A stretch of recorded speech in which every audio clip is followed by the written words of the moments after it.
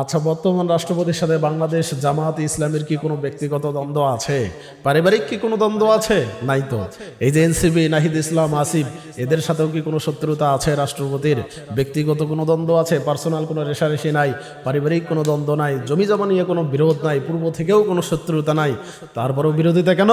তারপরেও সংসদ থেকে এরা ওয়াক আউট করলেন কেন? জুলাই অভ্যুত্থানে বহু মায়ের কোল খালি হয়েছে।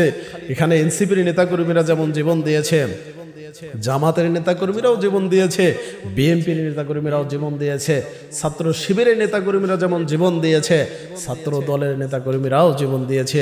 ইভেন সেই আন্দোলনে চরমোনাই শায়েখ ফয়জুল করিম নিজেই অংশগ্রহণকারী ছিলেন।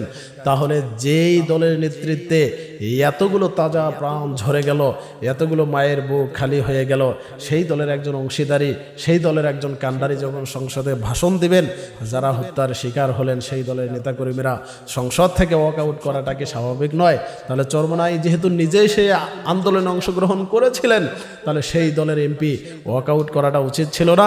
তারাও জানা যে হ্যাঁ উচিত ছিল, কিন্তু জামাত যেহেতু ওয়াক আউট করেছে, মানে জামাত যা করবে তার উল্টোটা করতে হবে।